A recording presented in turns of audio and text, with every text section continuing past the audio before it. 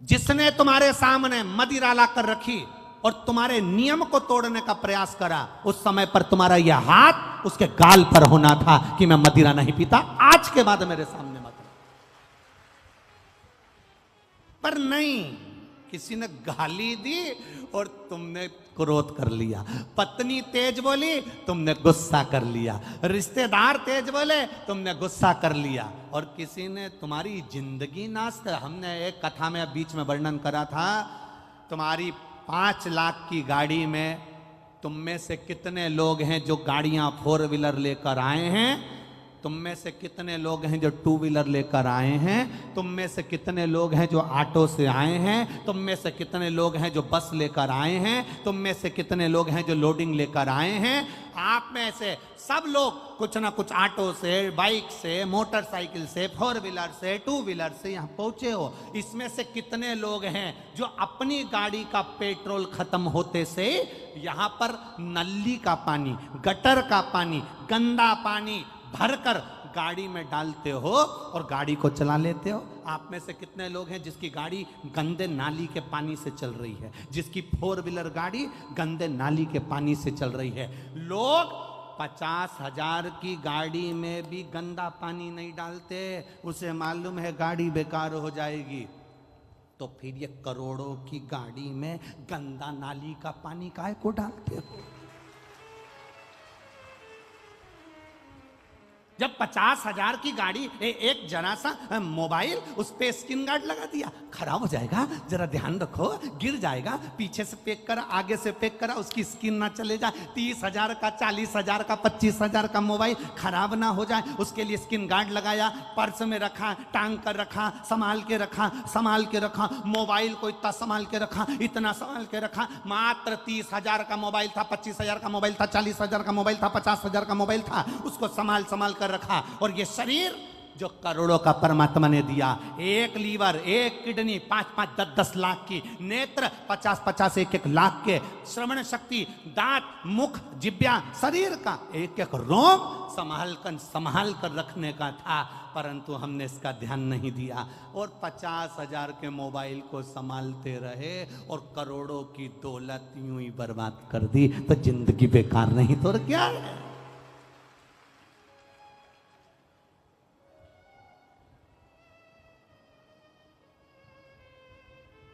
ये फायदा है क्या इनका पुलिस वालों का? कोई ये जितने पुलिस वाले खड़े इनसे पूछना कि तुम चौराहे पर खड़े होके हेलमेट वालों को पकड़ते हो, इनका कोई फायदा है क्या? उसमें कोई फायदा नहीं। फायदा तुम्हारा है।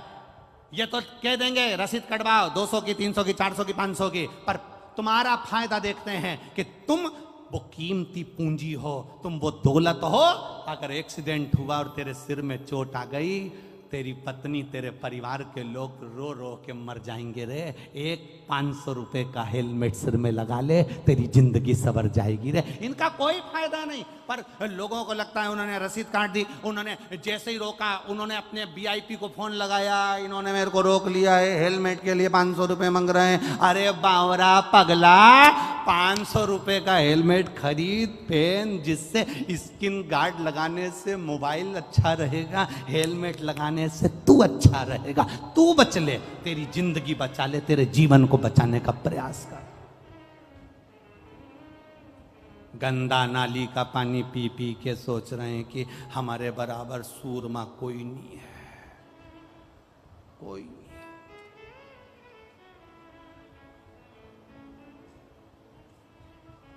10 रुपए का गंदा नाली का पानी पीते, उसके बाद में प्रधानमंत्री और मुख्यमंत्री और VIP और अध्यक्ष और उपाध्यक्ष और ये और वो और ये और वो सब बनने का प्रयास करते कि मैं ये, मैं वो, मैं ये, मैं राजा, मैं महाराजा, मैं VIP, मैं ये। एक विचार करो जरा, कहां कहां क्या गंदा पी रहे हो तुम? क्या गंदा विचार कर रहे हो? यहां जितने बैठे हो ना, उसमें से अगर कोई पीता भी हो ना, आज बाबा के सोमवार का दिन है, अधिक मास है, सावन का महीना है, संकल्प ले लेना, मेरे बच्चे और मेरे परिवार को देखते हुए आज के बाद इस करोड़ों की गाड़ी में गंदा नाली का पानी नहीं डालूंगा। संकल्प लेता। और अगर कहीं का दोस्त के भी देनी तुमको कि पी, बस उस समय तैयारी रखना, फिर उस समय तैयार। जैसे ही बोले कि ले ले, कोई भाभी देखे, कहीं परिवार वाला देखे, कहीं रिश्तेदार देखे ना, उस समय पे फिर ये ना मुंडा में नहीं चमकी टक पाले। तेरी हिम्मत कैसे हुई मुझे गलत नाली का पानी पिलाने की? तुझे हिम्मत कैसे हुई मुझे गलत जगह ले जाने की? तुझे हिम्मत कैसे हुई? मैं तुझे गलत जगह लेकर गया, मैं जब भी लेकर गया शंकर के दरवाजे लेकर गया, मैं जब भी लेकर गया शिव के द्वार लेकर गया, मैं जब भी लेकर गया सत्संग में लेकर गया, और तू मुझे गंदा नाली का पानी पिला रहा है? गंदा नाली का पानी। और गंदा नाली का पानी पीकर लोग गंदा नाली में ही जाके गिरते हैं। जब गिरते हैं तो जितने नाली में रहने वाले वो सूकर कुकर जितने भी होते हैं, उनको लगता है हमारा वीआईपी आया है, तो वो भी तुम्हारा ट्रीटमेंट अच्छा करते हैं। कभी कभी रोड पर कुत्ता भी तुम्हारा ट्रीटमेंट करके चला जाता है। कभी कभी रोड पर जो पड़ा रहता है तो कुत्ता भी आकर तुम्हारा ट्रीटमेंट कर जाता है, और तुम्हें महसूस होता है कि कोई मुझे गर्म पानी से नहला रहा है। तुम्हें महसूस ट्रीटमेंट कर रहा। कहाँ? अच्छा करिए, एक संकल्प ले लो शिव महापुराण के अधिक मास की सावन की ये सुंदर सोमवारी से। आज संकल्प लेता हूं अधिक मास के महीने में। हाँ, हो सकता है मुझे थोड़ा कठिन लगेगा, छोड़ने में थोड़ा समय लगेगा, पर संकल्प अगर ले लो तो दुनिया का ऐसा कोई काम नहीं जो नहीं हो सकता। अपने परिवार को संवारना है, अपने जिंदगी को संवारिए, अच्छा करने का प्रयास करो। पुष्कर ने हाथ पकड़ा, बिठा लिया। राजा नल ने जुआ नहीं खेला, चौसर नहीं खेली। राजा नल ने चौसर नहीं खेली, बिठाया हाथ पकड़कर बिठाया, बैठ यहां बैठ। पुष्कर ने चौसर खेली, पुष्कर ने जुआ खेला, और जुआ खेलने में जहां बिठाया था वह बिठाए का ही इतना फर्क पड़ गया कि पुष्कर ने पूरी जायदाद अपनी बना ली और कह दिया ये जुए में सब हार गया। केवल बैठा था, इसलिए बैठने की जगह अच्छी ढूंढना। एक पहले भी कथा में कहा, यहां से बाहर निकलोगे तो तुम्हें चाय पीना हो तो किसी ठेले वाले से पूछना तो 10 रुपए की दे देगा। देगा कि नहीं देगा? बोलो, जम के बोलो। और आगे जाना, होटल ढूंढना, वो तुम्हें चाय 15 रुपए की दे देगा। फिर और आगे जाना, वीआईपी होटल ढूंढना, वो चाय 20 रुपए की दे देगा। और आगे जाना, 5 स्टार होटल ढूंढना, वो तुम्हें चाय 150 रुपए की दे देगा। चाय की पत्ती वही, दूध वही, शक्कर वही, प्याली वही, सब कुछ वही है, पर चाय की कीमत 5 स्टार होटल में 150 की हो गई। ठेले पर 10 रुपए की थी, चाय वही है, पर ठेले पर थी तो 10 की थी, 5 स्टार होटल में 150 की हो गई। तुम कहां बैठ रहे हो ये तुम्हारे ऊपर है। 5 स्टार होटल में बैठोगे तो तुम्हारी कीमत बढ़ रही है, ठेले पर बैठे हो कीमत घट रही है, पान की दुकान पर खड़े हो कीमत घट रही है, मदिरा की दुकान पर खड़े हो कीमत घट रही है, जुआरी के साथ बैठे हो कीमत घट रही है, चोटे के साथ रह रहे हो कीमत घट रही है, जबरदस्ती गाली बकने वाले के साथ रह रहे हो कीमत घट रही है, और कहीं किसी संत के पास बैठे हो तो कीमत बढ़ रही है। ये तुम्हारी कीमत है, तुम कहां बैठे हो? अपनी कीमत तो बढ़ाओ। एक साधारण सी मक्खी लोहे पर बैठती है, कीमत नहीं बढ़ती। सब्जी पे बैठती है, कीमत नहीं बढ़ती। दूध पर बैठी, कीमत नहीं बढ़ी। मक्खी की कीमत कब बढ़ती है? जब सुनार के पलड़े पर सोना तुल रहा हो और मक्खी उस पे बैठ जाए तो मक्खी भी 5,000 के भाव की हो जाती है। एक मक्खी की कीमत बढ़ जाती है।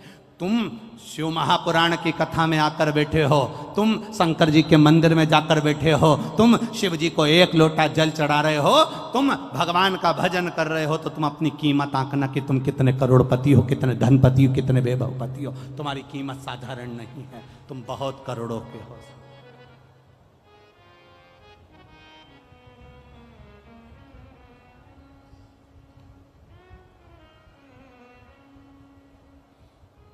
अपनी कीमत को पहचाने। और जिस दिन अपनी कीमत को पहचानेगा उस दिन अपने जीवन की सार्थकता प्रकट हो गई, उस दिन अपने जीवन का एक आनंद प्रकट हो गया, उस दिन अपने जीवन की एक रसतत्वता प्रकट हो गई।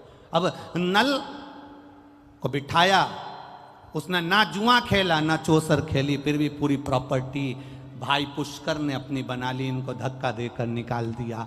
रोते रोते दोनों निकल गए। पत्नी दमयंती से कहा तो किसी राजा के यहाँ, किसी सेठ के यहाँ नौकरी कर ले। उसने जाकर झाड़ू पोछे का काम करना चालू कर दिया। राजा नल कहते हैं मैं कमाने के लिए बाहर जा रहा हूँ। राजा नल चले गए। मालूम पड़ा थोड़े दिन के बाद कि राजा नल को किसी सांप ने डस लिया। राजा नल मर गए। दमयंती अपने पिता के घर चली गई, रो रही है, कहती है मेरा पति मर नहीं सकता, मैं जानती हूं मेरा महादेव पर मुझे विश्वास है, भरोसा है, मेरा शंकर उसे मार नहीं सकता, यह मेरा भरोसा कहता है, वो मेरा पति मर नहीं सकता। एक पत्र आया देखिए,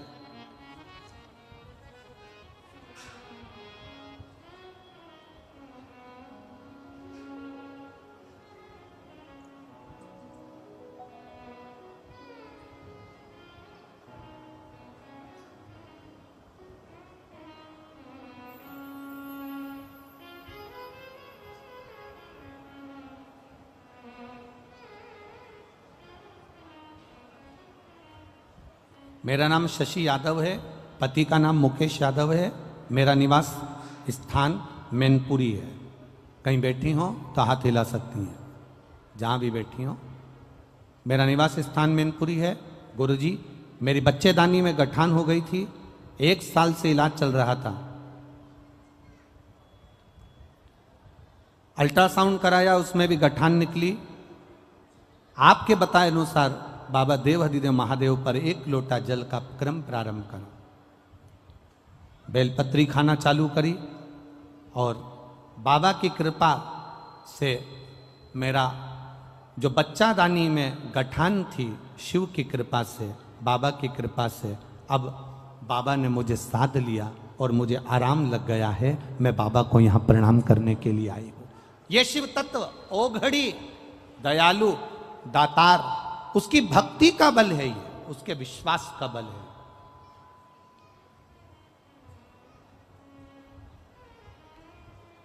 वो साधारण नहीं है, उसका भजन साधारण नहीं है।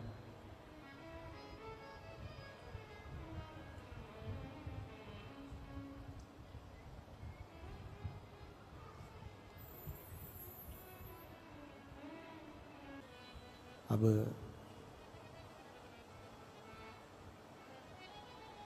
दमयंती ने नल को पहचाना तो नहीं, पर भीतर की जो तरंग थी, भीतर के जो भाव थे, भीतर की जो शुद्धता थी, उसके बल पर दमयंती ने नल को ही माला पहना।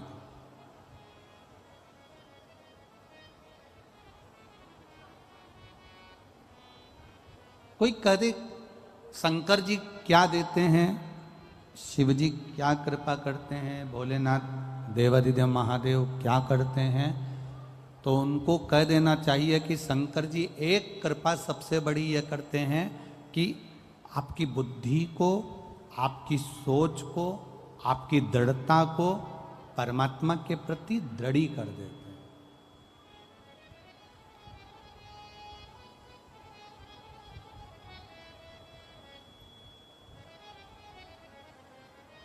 कथा का जरा स्मरण करिएगा, शिव महापुराण की कथा। जब आप आज अधिक मास की सोमवार की इस पावन कथा को जब आप आरती के बाद उठकर जब जाओ, तब एक बार इस भूमि को प्रणाम कर कर उसका चंदन अपने मस्तक पर लगाकर उससे विनय कर कर जरूर जाना, निवेदन कर कर जरूर जाना।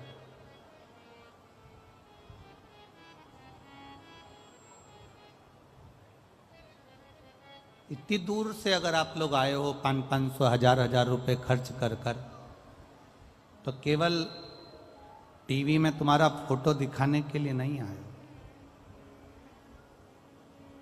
1000-500 रुपए खर्च कर कर आए हो तो उस बाबा से दिल से उससे कह कर जाना कि तू ऐसी झोली भरना कि एक बार मैं भी जिंदगी में शिव महापुराण की कथा करवा सकूं। ऐसी कृपा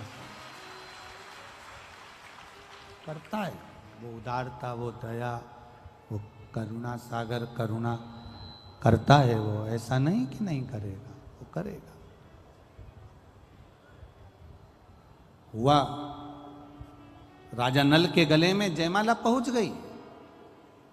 शिव एक श्रेष्ठ बुद्धि प्रदान कर देते हैं जिससे हमें बल मिलता। एक पत्र आया है, उस पत्र के माध्यम से हम जरा विचार करें। देखिए,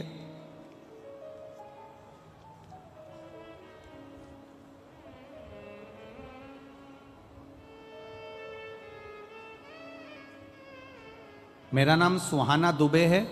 मैं मदनपुर फरुखाबाद उत्तर प्रदेश की रहने वाली हूँ। मेरा मोबाइल नंबर ये है। कहीं बैठी हैं हाथ हिला सकती हैं अगर कहीं बैठी हो तो। अगर कहीं बैठी हो, मेरा नाम सुहाना दुबे, मैं मदनपुर फरुखाबाद उत्तर प्रदेश की रहने वाली हूँ। गुरुदेव,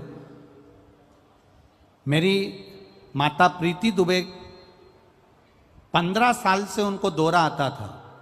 15 साल से फिट आते थे और वो फिट आने पर बेहोश हो जाती थी, गिर जाती थी। मेरे पिताश्री विवेक दुबे, जिनको मैंने शिव महापुराण की कथा श्रवण कर कर अपने पिताजी से कहा कि एक बार मौका लगे तो शिव के मंदिर जाना चालू करो, सीहोर जाओ, वहां का रुद्राक्ष लेकर आओ। सीहोर गए, रुद्राक्ष लाए, शंकर के मंदिर में जल चढ़ाना प्रारंभ करा। एक बेलपत्र, एक लोटा जल कुंदकेश्वर महादेव के नाम से चढ़ाया। एक बार गुरुजी आपने कहा था कि भगवान शिव पर थोड़ा सा एक पुष्प सफेद का शिव जी को चढ़ाना और उस पुष्प को लेकर आना, जिस स्थान पर सोते हैं उस स्थान पर उसको रखना और प्रतिदिन शिव पर जल चढ़ाया हुआ पीना।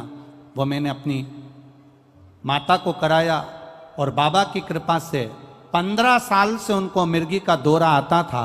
जब से वो पुष्प वाला प्रयोग करा, मेरी माता को दौरा आना बंद हो गए। आज लगभग 1 वर्ष होने वाला है। शिव कृपा ऐसी को। एक पत्र और बड़ा सुंदर आया है महाराज।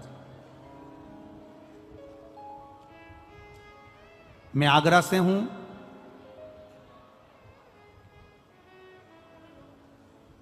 मेरा नाम सुनीता मिश्रा है। मैं भोले बाबा का क्या बखान करूं। आपने जो दूध वाला उपाय बताया था, मैंने अपने बच्चे से करवाया। मेरे बेटे का नाम पंकज मिश्रा है। मेरा बच्चा 5 साल से इंटरव्यू दे रहा था, 1-2 नंबर से रह जाता था। भोले बाबा की कृपा ऐसी हुई, 12 मार्च 2023 को जब मेरा बेटा, शिव कृपा से मैंने बाबा से विनती कर, पशुपति व्रत कर बेटे से शहद वाला प्रयोग करवाया, तो 12 मार्च 2023 को मेरा बेटे का उत्तर प्रदेश पुलिस में सब इंस्पेक्टर के पद पर नौकरी मिल गई है। मैं बाबा को यहाँ प्रणाम करने के लिए आई हूँ। शिव तत्व है। एक पत्र बड़ा सुंदर है। अर्चना शुक्ला, तिवारियाना, छिबरा मऊ, कन्नौज। छिबरा मऊ है कि छिबरा मऊ कन्नौज। मोबाइल नंबर मेरा ये है। शिव महिमा का मैं क्या वर्णन करूं। हिमांशु शुक्ला मेरा बेटा है, जो बैंक की कोचिंग कर रहा था। 7 साल हो गए थे पर कोई उसकी नौकरी नहीं लग रही थी। 1-2 नंबर से, 4 नंबर से, 3 नंबर से रह जा रहा था।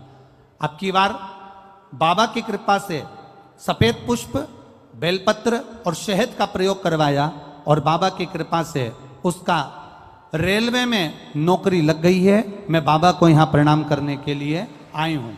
बाबा देवाधिदेव महादेव की कृपा उस पर बनी रहे। एक पत्र और बड़ा सुंदर है। सुनीता जेथरा, एटा, उत्तर प्रदेश से हैं। गुरुजी, मैं बाबा का क्या वर्णन करूं। मैं बाबा का वर्णन क्या करूं गुरुदेव। मुझे बहुत कुछ दे दिया बाबा भोलेनाथ ने। मेरे बेटे की बाबा ने रेलवे में स्टेशन मास्टर के पद पर नौकरी लगा दी है। मैं बाबा को यहाँ प्रणाम करने के लिए आई हूं। यह शिव तत्व है। औघड़ी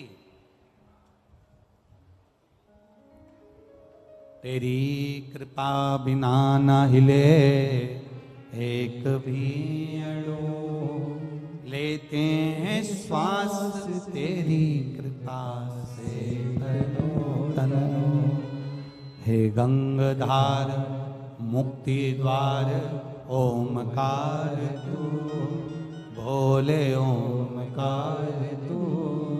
आयो शरण तिहारे शंभु तार तार तू। अपनी मेहनत करो, कर्म करो, और कर्म के साथ पर बाबा पर पूरा पूरा विश्वास भरोसा करो। क्या देगा? इसमें तुम्हारा पत्र भले यहाँ पर नहीं हो, पर मेरा विश्वास कहता है दिल से अगर कथा सुन रहे हो ना, तो अगली कथा जहाँ भी होगी वहाँ पर तुम्हारा पत्र 3 महीने के अंदर जरूर पहुँचेगा, आएगा, देगा।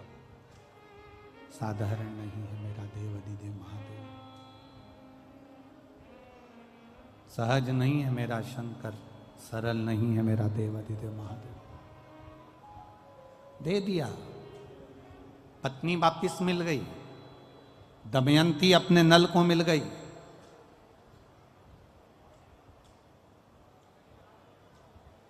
भूलवश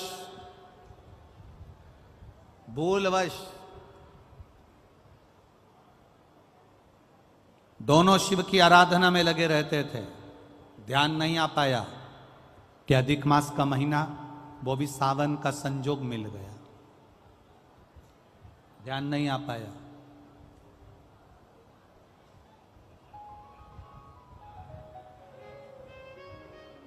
अधिक मास की अमावस्या, जब अधिक मास पूर्ण हो, और सावन का मध्य भाग, समझ लेना जरा, बहुत ध्यान देने वाली बात है। राजा नल का गया हुआ धन वापिस मिला। राजा नल की काया जो काली पड़ गई थी, कारकोट नाग के डसने से जो शरीर बिगड़ गया था, कैंसर जैसा रोग हो, किडनी लीवर जैसा रोग हो, शरीर में स्वरेसिस हो गया, घुटने डॉक्टर ने कह दिया बदलना पड़ेंगे, कमर दुख रही हो, तकलीफ, कैसी भी तकलीफ, कैसी भी जिंदगी का दुख हो, कैसा भी कष्ट हो, समझना उसको। जितना दुख आपकी जिंदगी में नहीं आया होगा, उससे ज्यादा दुख दमयंती और राजा नल के जीवन में आया है। राजसी ठाट भाई ने छुड़ा लिया, पत्नी चली गई, पति दर दर भटका, सांप डस लिया, शरीर बेकार हो गया, सड़ता रहा, काला पड़ गया। पत्नी की वापिस शादी होने लगी, शादी होने के बाद भी बाबा ने कृपा कर दी। अब समझिएगा, जिसके पास से पूरी सत्ता चली गई, वैभव चले गया, राज्य चले गया, भाई ने सब कुछ छुड़ा के रख लिया, शरीर भी बेकार है, शरीर भी काला पड़ा हुआ है, सड़ रहा है, कारकोट नाक के डसे से शरीर भी बेकार हो चुका। अब उसके ध्यान में नहीं। पत्नी दमयंती ने कहा,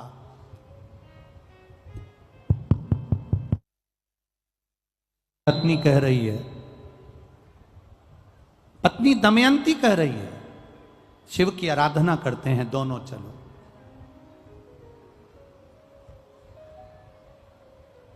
और दमयंती पत्नी ने अपने पति के साथ बैठकर शंकर की आराधना का एक नियम बना लिया।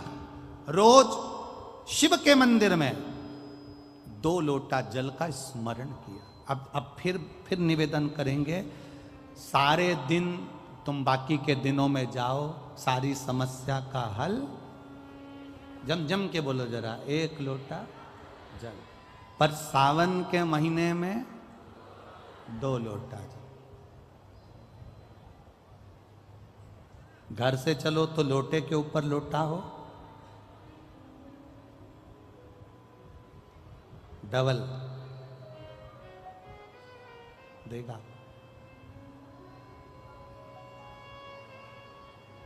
डबल, कब मंजिल डबल कर देगा, कब तुम्हारी आय डबल कर देगा, कब तुम्हारी जिंदगी के सुख को डबल कर देगा, पता ही नहीं पड़ पाएगा, पता नहीं चलेगा। डबल। और मंदिर में जैसे ही प्रवेश करो तो दोनों हाथ में, देहली पर चढ़ने से पहले 2 हाथ में कलश हो, और शिव का मूल स्मरण, श्री शिवाय नमस्तुभ्यम बोलते हुए देवादिदेव महादेव को धार चढ़ रही हो, दो ही हाथ, दोनों हाथों से। दमयंती और नल ने नियम बना लिया।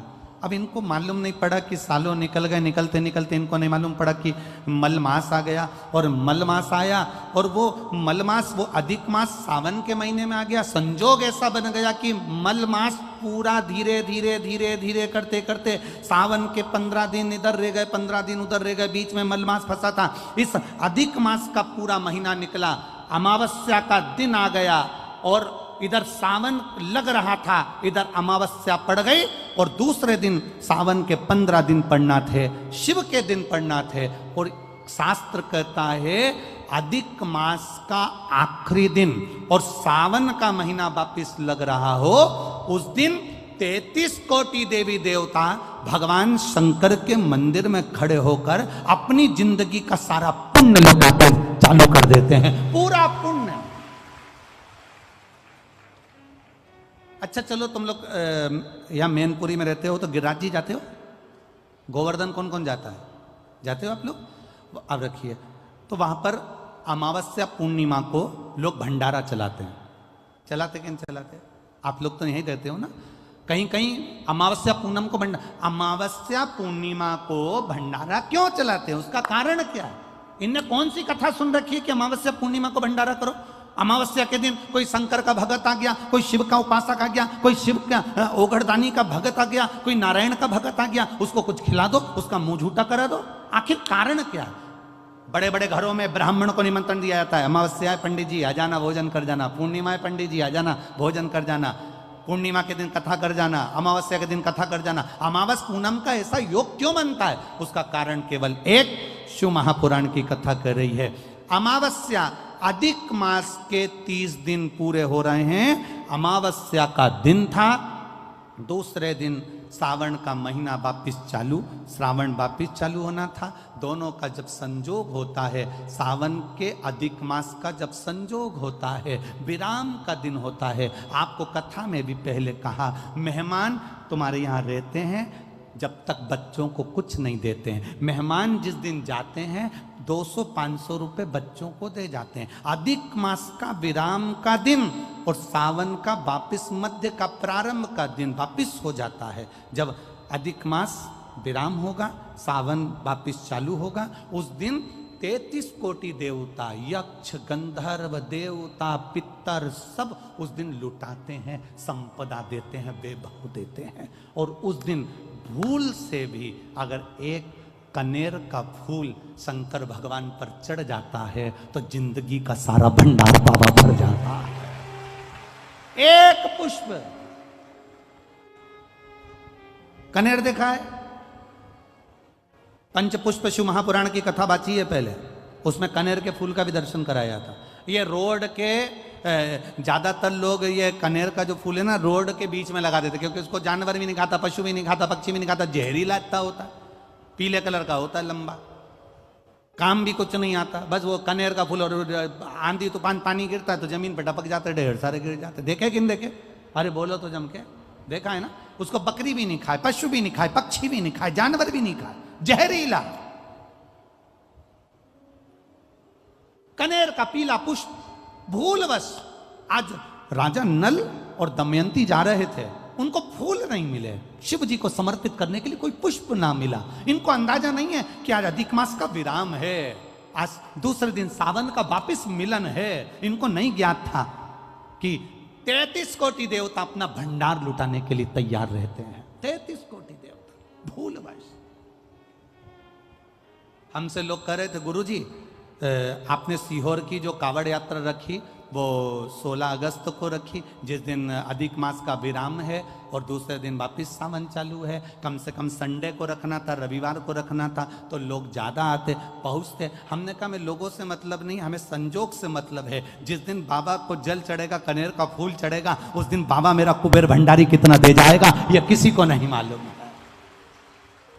उस दिन लोग आने वाले कावड़ियों को कितना खिलाएंगे और उनको क्या मिलेगा यह अंदाजा नहीं है। उस दिन कावड़ यात्रा का जल भरकर हमने सीहोर से रखी 10 किलोमीटर की। आपको भी निवेदन है, जो जो फ्री हो, जो उसके पास समय हो, और जिसने जिंदगी में एक बार कुबेरेश्वर बाबा की कांवड़ ना भरी हो, वो 16 अगस्त दिन बुधवार, शायद बुधवार पड़ना चाहिए, 16 अगस्त को सुबह 9 बजे सीवन का मैया का जल लेकर बाबा कुबेर भंडारी को 10 किलोमीटर दूर, सीहोर से 10 किलोमीटर की दूरी पड़ती है, बाबा का भजन करते हुए, नाम जाप करते हुए, 2 हाथ में सुंदर, या तो तुम कंधे पर कांवड़ ले लो, या हाथ में ले लो, या बोतल ले लो, बाबा को समर्पित करके एक कनेर का पुष्प दिल से, जो ये दमयंती और नल की कथा करेगी, तार है तो उसका स्पर्श कोई भी कर सकता है।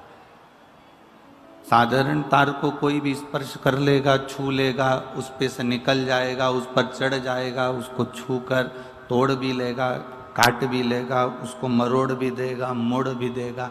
पर कोई लाइट का अगर तार जा रहा है और उसमें करंट है, तो फिर उसको ना कोई मोड़ सकता है, ना कोई उसको तोड़ सकता है, ना कोई उसको काट सकता है, क्योंकि उसमें करंट फैला हुआ।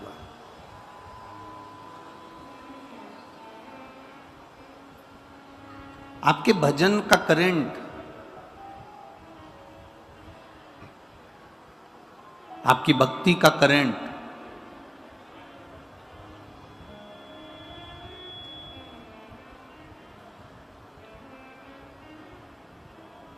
जब तक आपके भीतर चल रहा है, जब तक आपके भीतर चल रहा है, तब तक दुख, तकलीफ, कष्ट, रोग, बीमारियां ये छू नहीं सकती, क्योंकि करंट भी कोई साधारण नहीं है। करंट भी मेरे देव अधिदेव महादेव की भक्ति का करंट है, शिव भक्ति का करंट है, शंकर जी की उपासना का ये करंट है, शंकर भगवान की अविरल भक्ति का ये करंट है, भगवान के भजन का ये करंट है, भगवान की भक्ति का ये करंट है, उनके स्मरण का ये करंट। और शिव भक्ति का जो करंट है, भगवान शंकर की जो भक्ति का करंट है, ये कोई साधारण नहीं होता। हमारा एक बड़ा सुंदर प्रसंग शिव महापुराण की कथा में आता है। राजा नल और दमयंती का।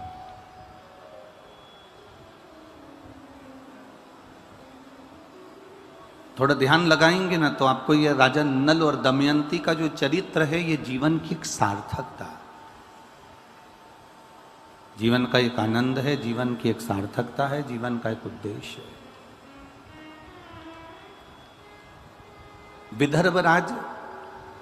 विदर्भ देश के राजा भीम की पुत्री थी दमयंती।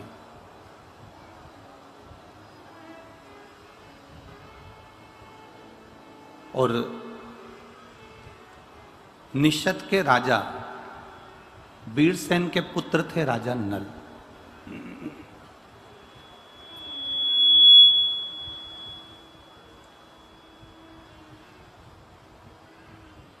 दमयंती ने कभी राजा नल को नहीं देखा था, और ना राजा नल ने कभी दमयंती को देखा था। इन दोनों ने आपस में किसी को देखा ही नहीं। ये आपके और हमारे जैसा प्रसंग है। ना हमने ना आपने कभी देव अधिदेव महादेव को प्रत्यक्ष कभी नहीं देखा, और देव अधिदेव महादेव हमारे सामने कभी प्रत्यक्ष नहीं आए। पर शिव महापुराण की कथा कहती है कि देव अधिदेव महादेव हमारे सम्मुख में भले ना आए हों, पर देव अधिदेव महादेव की कृपा जब बरसती है तो ऐसा लगता है किसी न किसी रूप में आकर वह हमारा कार्य कर कर चले जाते हैं। किसी न किसी रूप में वो आते हैं और हमारा कार्य कर कर चले जाते हैं। ये चल रहा है बक्से अंदर के सारे, किसी न किसी रूप में आकर वह अपना कार्य कर कर चले जाते हैं। आते जरूर हैं, पहुंचते जरूर हैं। शिव दमयंती ने कभी राजा नल को नहीं देखा, और राजा नल ने कभी दमयंती को नहीं देखा।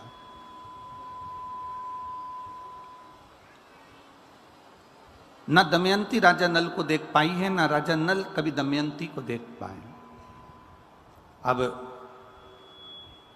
प्रेम कैसे हुआ, तो वो कहा कि राजा नल के सामने जब भी कोई सुंदरता की बात करता था तो वो दमयंती की सुंदरता की बात करता था। वो दमयंती की सुंदरता का प्रसंग करता था, दमयंती की सुंदरता की बात करता था। और दमयंती के सामने जब भी कोई प्रसंग आता था तो वो राजा नल की सुंदरता का प्रसंग आता था। राजा नल की सुंदरता का प्रसंग बढ़ जाता था। ये इतने जो शिव भक्त हैं, लाखों की संख्या में जो पहुंचे हैं। कल प्रशासन कह रहा था कि गुरुजी कम से कम 4.5 से 5 लाख लोग भक्त इस पावन मैनपुरी की भूमि पर कथा श्रवण कर रहे हैं। कोई साधारणता नहीं है हमारा। प्रतिदिन बनखंडेश्वर महादेव समिति कमेटी, यजमान परिवार जो समिति है, वो कमेटी है जो प्रतिदिन टेंट बढ़ाने का काम करती है। कभी अब इधर तो बढ़ नहीं सकता क्योंकि जगह नहीं है इतनी, पर इधर जहाँ जहाँ तक वो बढ़ा सकती है वहाँ वहाँ तक दरवाजे तक टेंट को बढ़ाने का काम कर दिया। पीछे जहाँ बढ़ा सकती थी वहाँ तक उसने काम कर दिया। समिति ऐसा नहीं कि समिति कार्य नहीं कर रही है, लगी है किसी न किसी रूप में। और मैनपुरी के भक्तों को, बाहर से आए हुए दानदाताओं को मैं प्रणाम करता हूँ कि यहाँ आए हुए एक एक भक्त को आप प्रेम से खिला रहे हो, कोई कमी नहीं रख रहे। कोई बिस्कुट, कोई खिचड़ी, कोई हलवा, कोई पूड़ी, कोई सब्जी, कोई सामग्री, कोई जो तुमसे बन रहा है वो तुम इतने भंडारे चला दिए हो, इतना प्रेम से भोजन करा रहे हो कि मैं आपको दंडवत प्रणाम करूं तो भी कम होगा। आपके चरणों को नमन करता हूं, आपके भाव को नमन करता हूं। और फिर निवेदन करूंगा, एक पानी का पाउच भी पिलाऊं ना तो एक कॉपी में, एक रजिस्टर में लिख के रख लेना कि मैंने इतनी तारीख को मैनपुरी की कथा में 5 लोगों को 10 रुपए का एक पाउच से 50 रुपए का एक पाउच मैंने पानी का पिलाया है। और वो 50 रुपए लिख कर रखना और 3 से 4 महीना इंतजार करना, वो 50 का वो कितना दे देता है वो उसके ऊपर है। उसके खजाने में कोई कमी नहीं, उसके भंडारे में कोई कमी नहीं।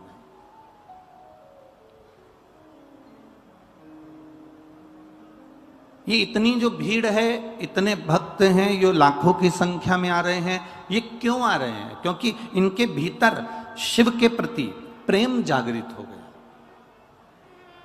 और प्रेम कभी एक तरफा होता ही नहीं है। प्रेम कभी एक तरफा नहीं होगा। आप प्रैक्टिकल करो यहीं बैठे बैठे, तुमसे बन जाए तो प्रैक्टिकल करके देखिएगा। तुम किसी को भी तुम देखते रहो, देखते रहो, देखते रहो, वो तुम्हें नहीं भी देखे तो तुम देखते रहो, देखते रहो, देखते रहो। एक बार तो निगाह उससे मिल ही जाएगी, ये निश्चित है। वो एक बार आपको पलट कर देख ही लेगा। एक बार वो आपको पलट कर, आप ना देख, आप उसको देखते रहो, देखते रहो, देखते रहो, तो एक ना एक बार वो निगाह मिलती जरूर है। उसी तरह ये प्रेम अकेला नहीं है कि आप शंकर भगवान से स्नेह करते हो, आप शिव जी की भक्ति करते हो, आप शंकर का गुणगान करते हो, आप शंकर का स्मरण करते हो, आप शिव तत्व को स्मरण कर रहे हो, आप शंकर जी का गुणगान कर रहे हो। ये तुम्हारा अकेले का प्रेम नहीं है। तुम उसको देखती रहती हो, तुम उसकी कथा सुनती रहती हो, तुम उसका भजन करती रहती हो, भजन करती रहती हो। दमयंती ने नल के बारे में इतना सुना, नल ऐसा था, इतना सुंदर था, ऐसा था, और नगर का राजा था, निश्चित नगर का राजा का पुत्र था, इतना सुंदर था, वीर था, सेना भी उसकी प्रबल थी, योद्धा भी प्रबल था। जब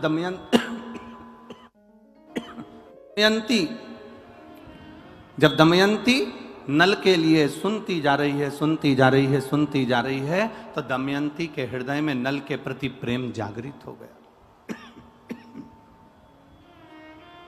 दमयंती के हृदय में नल के प्रति प्रेम जागृत हो गया, नल के प्रति प्रेम आ गया।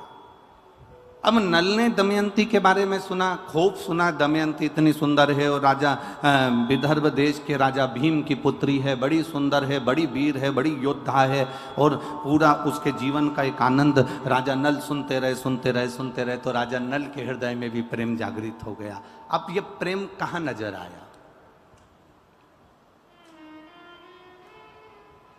आप किसी को देखे जाएं देखे जाएं देखे जाएं, वो एक बार कहीं ना कहीं से उसकी निगाह आपसे मिलती जरूर है। आप शंकर जी की कथा सुने जाएं, लोग कहेंगे पागल हो गई है, इतनी बार तो शिव जी की कथा सुन ली, कितनी बार सियोर वाला महाराज की कथा सुन ली, जब देखो जब टीवी खोल के बैठी रहती है, जब देखो जब मोबाइल खोल कर बैठी रहती है। ऐसी शिव पुराण में है क्या? वो सियोर वाला महाराज बाँचे जाता है और तुम सुने जाते हो, पागल हो गए हो क्या? जब देखो जब पूरे मैनपुरी नहीं, पूरे उत्तर प्रदेश नहीं, पूरा राजस्थान नहीं, पूरा गुजरात या मध्य प्रदेश नहीं, पूरे भारत के एक एक क्षेत्र के एक एक कॉलोनी में जाकर देखना, 2 बजे से 5 बजे तक एक एक कॉलोनी में अगर 10 घर हैं तो 8 घर की टीवियां शिव महापुराण की कथा पर चल रही है। कितने दिन से सुन रहे हैं हम? सालों हो गए कथा सुनते सुनते, और फिर तुम टीवी पर कथा खोल कर बैठी हो, फिर तुम कथा सुन रही हो। अभी तुमने पुष्कर की सुनी, अभी तुमने अलवर की सुनी, अब तुम मैनपुरी की सुन लोगे, इसके बाद छत्तीसगढ़ की सुन लोगे, फिर तुम दतिया की सुन लोगे, दतिया के बाद तुम फिर ब्यावरा राजगढ़ की सुन लोगे। तो कितनी कितनी कथा श्रवण कर रहे हो, कितनी ऐसी कथा चलती जा रही है, और तुम उतने के उतने, और जहां जाओ वहां भीड़ इतनी की इतनी। उसका कारण क्या है? उसका केवल एक कारण है कि हम जब उसके बारे में सुनते रहते हैं सुनते रहते हैं सुनते रहते हैं। दमयंती राजा नल के लिए सुनती रही सुनती रही सुनती रही, तो एक दिन राजा नल दमयंती के हो गए और दमयंती राजा नल की हो गई। यह निश्चितता है।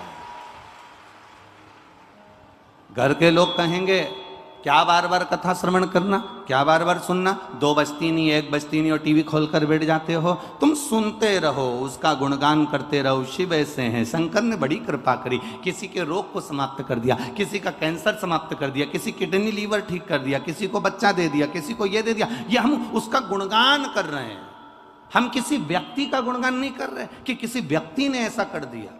ये शिव ने करा, ये शंकर ने करा, ये उघड़ी ने करा, ये दातार ने करा, ये उसकी कृपा से मिला है।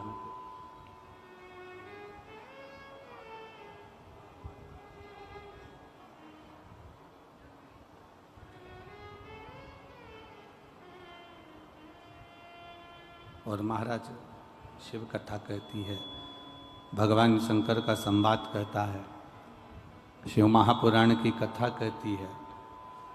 आप उसके दर्शन करते रहो, उसका गुणगान करते रहो, कथा शिव महापुराण की सुनते रहो सुनते रहो सुनते रहो।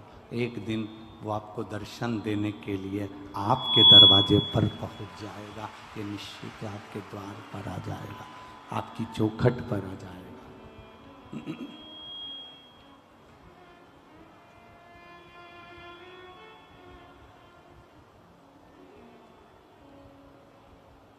तो वो एक लाइन आप लोग तो ब्रज के नजदीक के हो तो गुनगुनाते रहते हैं। सखीरी काशी वाले से हमारे लड़ गई आँखियाँ, सखीरी काशी वाले से हमारी लड़ गई अखियाँ। बचाया था बहुत लेकिन हमारी लड़ गई अखियाँ। बचाया था बहुत लेकिन हमारी लड़ गई अखियाँ। सखीरी डमरू वाले से हमारी लड़ गई अखियाँ। खीरी काशी वाले से हमारे लड़ गई अखियां। हमने प्रयास किया,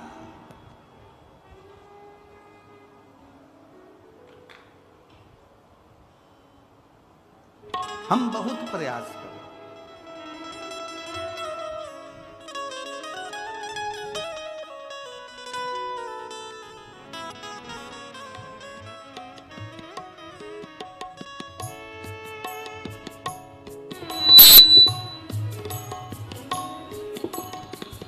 हम प्रयास करें, बहुत प्रयास करें, हमने बहुत प्रयास किया, पर उस प्रयास का असर हो। हम बहुत प्रयास करें। दमयंती ने राजा नल का सत्संग सुना, कथा सुनी।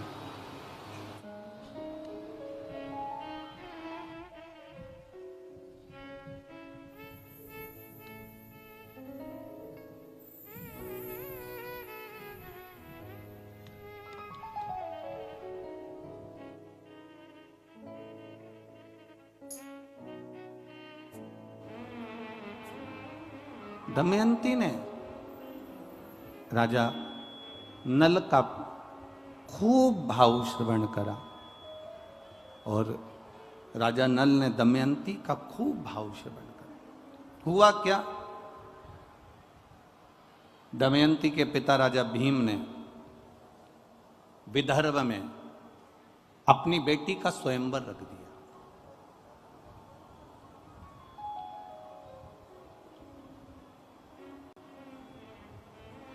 अब राजा भीम ने अपनी बेटी का जब स्वयंवर रखा,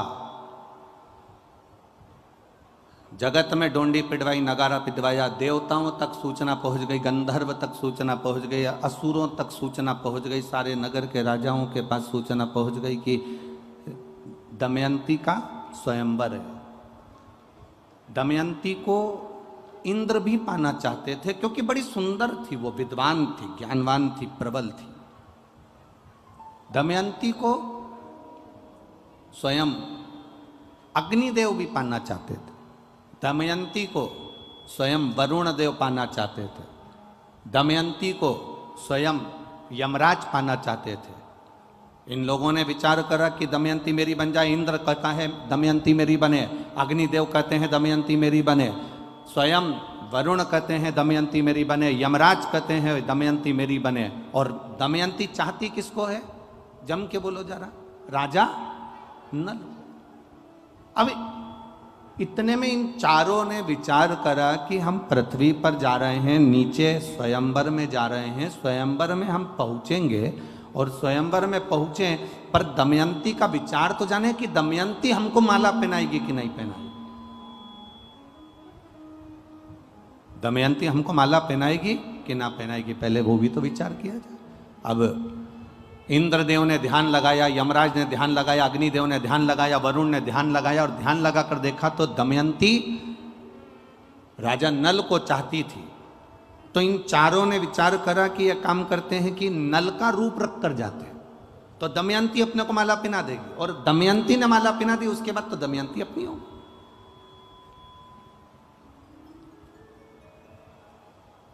चारों ने राजा नल का रूप धारण कर लिया और राजा नल का रूप धारण कर कर चारों की चारों सभा में जाकर बैठ गए। राजा नल भी आ गया और राजा नल आकर भी सभा के अंदर बैठे। जब सभा के अंदर राजा नल बैठे हैं, यमराज बैठे हैं, वरुण बैठे हैं, अग्निदेव बैठे हैं, इंद्रदेव बैठे हैं, अब दिक्कत सबसे बड़ी खड़ी हो गई दमयंती के सामने कि ये पांच एक जैसे दिख रहे हैं। अब माला किसको पहनाए? ओरिजिनल नल है कौन सा? राजा नल कौन सा? ओरिजिनल कौन सा?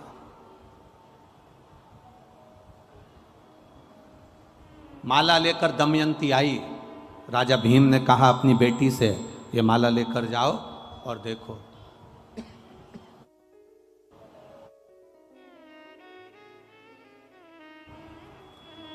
माला लेकर दमयंती चली, सबके सामने पहुंच गई। राजा भीम ने कहा कि तुम माला नहीं पहनाओगे क्या? तुम्हें माला नहीं पहनाना? प्रभु, क्या तुम माला नहीं पहनाओगे? दमयंती ने अपने पिताजी से कहा, पिताजी माला पहनाने की मना नहीं है, माला तो मैं पहना दूंगी, पर दिक्कत इतनी सी है कि यहाँ ये जितने बैठे हुए हैं ना, इनमें से राजा नल के जैसे कम से कम 4 और बैठे हैं, ऐसे मिलाकर यहाँ सभा में ये 5 बैठे हुए हैं। अब राजा नल अगर 5 हैं तो ये 5 राजा नल में से मैं किसको माला पहनाऊं, किसको मैं माला पहनाऊं? कुछ समझ में नहीं आ रहा कि मैं किसको माला पहनाऊं। इतने में राजा भीम ने अपनी बेटी से कहा, तू किसकी आराधना करती है? जिसका तू भजन करती है, जिसकी तू आराधना करती है, जिसकी तू सेवा करती है, जिसकी तू चाकरी करती है, जिसकी तू अनुमोदन में डूबी रहती है, तो एक काम कर, उसको याद कर। अब इसको समझने वाला प्रसंग आया है, बहुत ध्यान देना। आज राजा नल और दमयंती का प्रसंग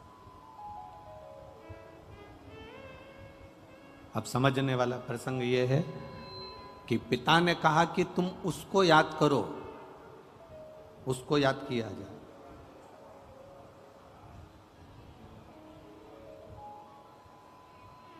ये चतुरता हमें होना चाहिए। दुख की घड़ी में, तकलीफ की घड़ी में, परीक्षा की घड़ी में, कष्ट की घड़ी में हम सबसे पहले परमात्मा को याद नहीं करते। हम सबसे पहले उसको याद करते हैं। अगर कोई प्रशासनिक कार्य है तो हम पहले राजनेता को याद करेंगे, हमारी पहचान उससे है। वो वहाँ के जो विधायक हैं, वहाँ के जो सांसद हैं, वहाँ के जो आमदार हैं, वहाँ के जो खासदार हैं, वहाँ का जो मंत्री है, वहाँ का जो अध्यक्ष है, वहाँ का जो उपाध्यक्ष है, वहाँ ये व्यक्ति है, वहाँ का वो व्यक्ति है, वो हमारा परिचित है, मेरे काका का रिश्तेदार है, मेरे ताऊ का रिश्तेदार है। पहले जब हमारे दुख की घड़ी आती है उस समय पर हम उनको याद करते हैं। वो राजनेता सत्ताधारियों को याद करते हैं। जब राजनेता सत्ताधारियों से तुम कह कर हार जाती हो, भैया जी देखो ना, बेटे के लिए देखो ना, इसकी कहीं नौकरी लगा दो ना, भैया जी कुछ तो कर दो, तुम्हारे पास पद आ गया ना, तुम कह रहे थे जब मैं सत्ता में बैठ जाऊंगा जब कर दूंगा, भैया जी कुछ तो करो ना। जब तुमने उनके हाथ पैर जोड़ लिए, उनको नमन कर लिया, उनके लिए सारा काम कर लिया, तब भी तुम्हारा काम नहीं हुआ, तब तुमने फिर अपने किसी परिचित से कहा, जो उसमें लगा हुआ था, उससे कहा भैया जी देखो ना, हो जाए तो देखो ना, भैया जी देखो ना, हो जाए तो करो ना। उसको कहते कहते जब तुम उधर भी हार गए, तब तुमने अपने परिवार वालों से भी कहा, परिवार वालों से भी हार गए, तब अपने रिश्तेदारों से कहा, रिश्तेदारों से भी हार गए, तब आखिरी में तुम उदास होकर बैठ गए और सोचने लगे अपनी भाग्य में तो यही लिखा है, इसलिए भोगना पड़ेगा। तब कहीं फिर आखिरी में तुम्हारा चित्त में किसी ने कह दिया कि कुछ मत कर, अब शंकर का गुणगान कर और शिव की भक्ति कर। अब दुनिया के हाथ जोड़ लिए, अब उसके जोड़ कर देख ले। दुनिया के हाथ जोड़ने के बाद अब उसके हाथ जोड़ कर देख ले, अब उसका भजन कर कर देख ले, अब उसका स्मरण कर कर देख ले। और देखिए एक पत्र आया है, बड़ा सुंदर भाव उसमें लिखा, देखिए।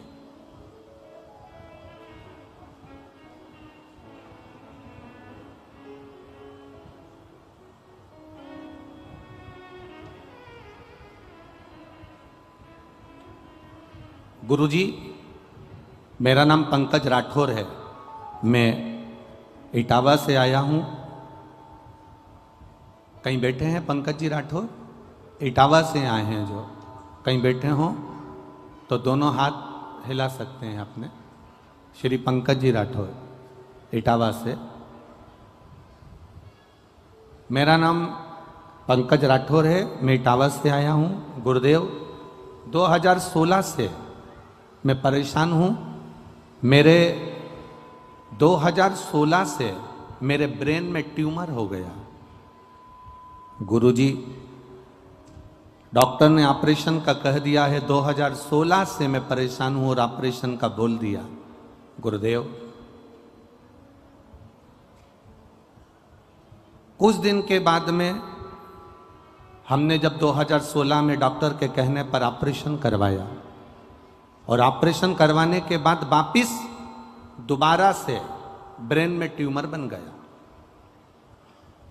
आप लोग पत्र भी हमारे साथ में पढ़ सकते हो, टीवियों पर, मोबाइल पर, आस्था चैनल पर। 2016 में मैंने ऑपरेशन करवाया, उसके बाद कुछ दिनों के दोबारा ब्रेन में ट्यूमर बन गया। तो मैंने फिर गुरुजी दूसरा ऑपरेशन करवाया, तो भी ब्रेन में ट्यूमर बनने लगा। फिर 2022 आ गया, मुझे मेरे मामा के लड़के ने आपके बारे में बताया कि सीहोर वाले पंडित जी की कथा आती है शिवपुराण, उसको सुनो। गुरुजी फिर मैंने कथा सुनना प्रारंभ करा, शिवपुराण को सुना और मैंने विचार बनाया कि मैं भोले बाबा के दरबार में सीहोर भी आऊँगा और वहाँ का एक रुद्राक्ष, एक कंकर लेकर आऊँगा। मैं सीहोर पहुँच गया पत्नी के साथ, वहाँ से कंकर भी ले आया, रुद्राक्ष भी ले आया और कथा सुनते हुए शिव जी पर जल चढ़ाना प्रारंभ करा, बेलपत्र लाकर खाना प्रारंभ करा। डॉक्टर को दूसरी बार जांच कराने के लिए गया तो एमआरआई कराई और उस एमआरआई में मालूम पड़ा कि मेरा ट्यूमर बनना बंद हो गया, अब मैं पूर्ण तरह से स्वस्थ हूं। इसलिए बाबा को नमन करने आया हूं। ये शिव तत्व है। हम सब जगह जाएं, हमें मना नहीं। एक पत्र और बड़ा सुंदर आया है, देखिए।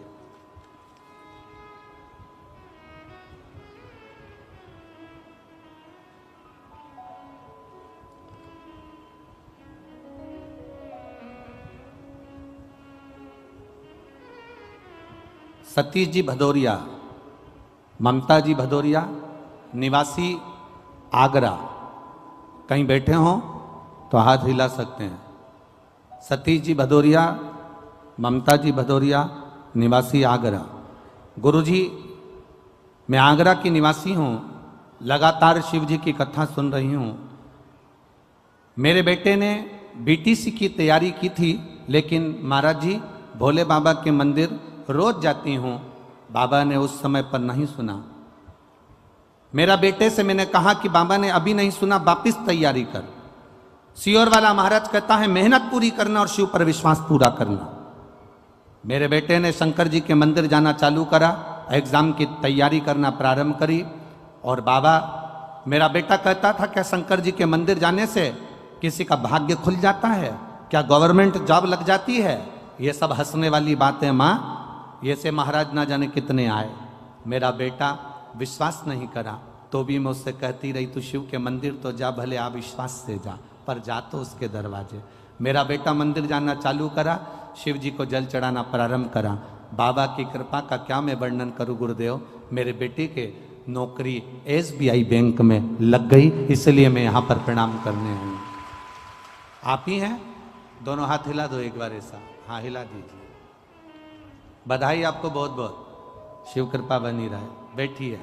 श्री शिवाय नमस्ते। एक पत्र और बड़ा सुंदर आया है, देखिए।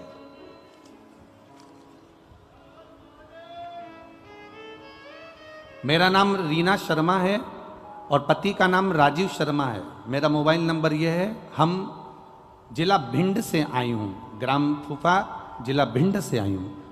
कहीं बैठी हैं? हाथ हिला सकती हैं। रीना शर्मा, पति का नाम राजीव शर्मा, जिला भिंड से आए हैं। कहीं बैठे हो तो हाथ हिला सकते हैं। भोले बाबा का मैं क्या वर्णन करूं गुरुदेव। 2021 से कथा सुनना प्रारंभ करा है। एक लोटा जल बाबा को चढ़ाना प्रारंभ करा। बाबा से विनती करती रहती थी, बाबा कुछ तो करिए। मेरा बेटा, मेरा पति कोई कार्य के प्रति जागरूक हो और उनकी मेहनत करने पर भी कुछ नहीं हो रहा। एक दिन मैंने अपने पति से कहा कि तुम एक काम करो, शिव जी पर जल चढ़ाना प्रारंभ करो। मेरा पति कहता है लोटा भर के पानी ले जाना अच्छा लगेगा, दुनिया के लोग हंसेंगे। मैंने अपने पति से कहा तुम जल लेकर मत जाओ, मंदिर में जाकर झाड़ू पोछा लगाओ।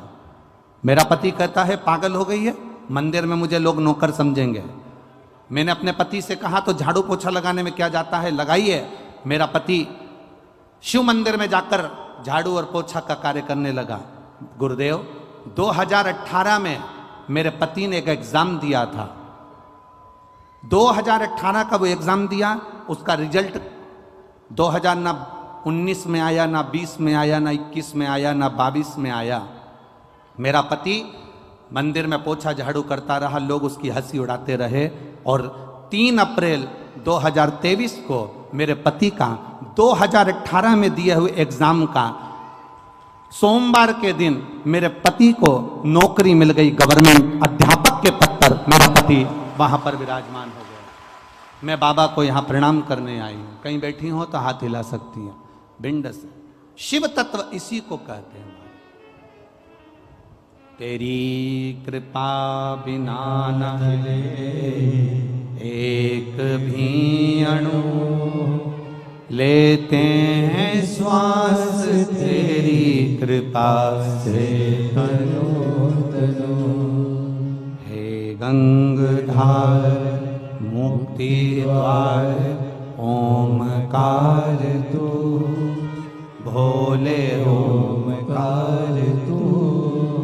आयो शरण तिहारी शंभु तार तार तुम। सोमवार का दिन, अधिक मास का महीना, सावन का महीना, और आप लोग ये शिव महापुराण की कथा, ये कहीं ना कहीं तुम्हारे भाग्य की प्रबलता होगी साहब। ए मैनपुरी वालों, कुछ तो पुण्य तुमने किया होगा।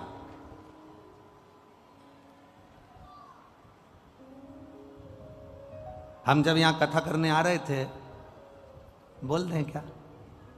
अरे बोलो तो, बोल दें।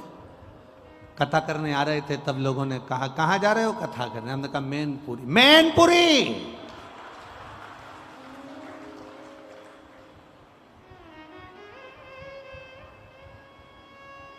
अब इतनी तेज अगर कोई चिल्ला के कह दे तो हमारे को तो सदमा लग जाए इस तरह। हमने कहा क्या हुआ? अभी कथा कहाँ थी? हमने कहा अलवर में थी, उसके पहले पुष्कर में थी, अभी कहाँ है? मैनपुरी। संभल के जाना, संभल के जाना। हमने कहा किस चीज से संभले? बस हमने खूब नाम सुना है मैनपुरी का। हमने कहा अभी तक आपने जो नाम सुना होगा वो सुना होगा, पर पूरा विश्व मैनपुरी वालों को भी देखेगा कि शंकर के भक्त मैनपुरी के कैसे होते हैं।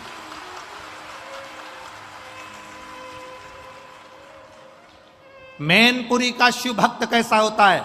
मैनपुरी का एक एक बच्चा, छोटा छोटा बच्चा पानी का पाउच लेकर तुम्हारे पास में देता हुआ मिलेगा। ये पूरी दुनिया में नहीं मिल सकता।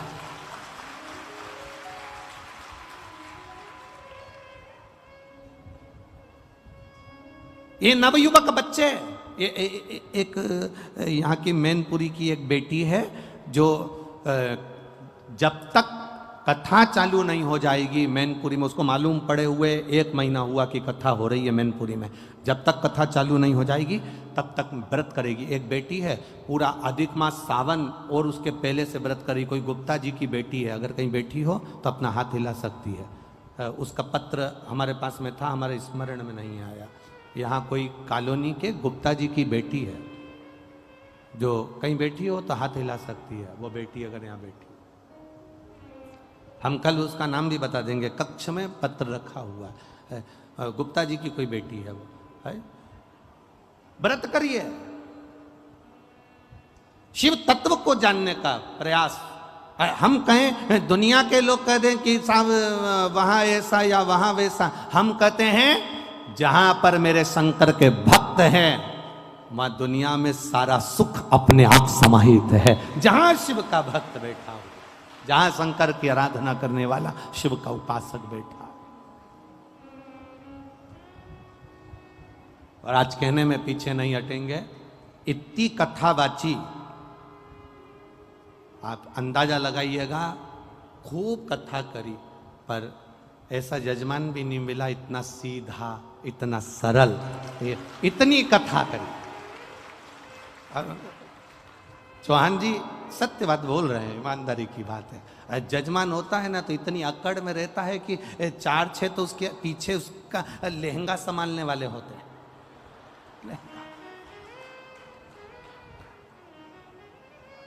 और 25 बार कह देता है हमारा सोफा कहाँ है, हमारे रिश्तेदार आएंगे वो कहाँ बैठेंगे, हमारे घर के लोग आएंगे वो कहाँ बैठेंगे। पर धन्यवाद, शंकर और पार्वती का स्वरूप ऐसा ही होता है।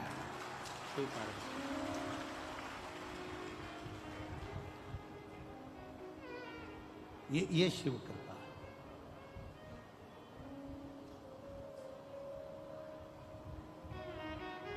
ये शंकर की उदारता। और ये बनखंडेश्वर महादेव समिति कमेटी, इसके भी जो सदस्य हैं वो वास्तव में बड़े सरल, बड़े सहज। उसमें चाहे वो अध्यक्ष चौहान जी हों, पूर्व विधायक, चाहे उनकी पूरी समिति हो, चाहे पूरे जितनी कमेटी हो, सब सरल। किसी के कहने से थोड़ी ना होता है ऐसा, कुछ कह दे। सखी रे काशी वाले से हमारी लड़ गई अखियां।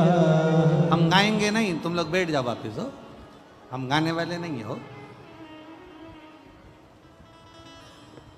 अरे सखी रे डमरू वाले से हमारी लड़ गई अखियां। हम भजन इसलिए कम करते हैं क्योंकि भीड़ इतनी ज्यादा रहती है। अब भीड़ में अगर भजन करो ना तो माताएं उसका बहुत जल्दी फायदा उठाती, वो पीछे वाली कहीं से घुस के आगे आ जाती है। ये बड़ी प्रॉब्लम है। अब जब तक अगला भजन नहीं आता ना, जब तक ये दोनों आपस में आई को क्यों आई यहाँ पर,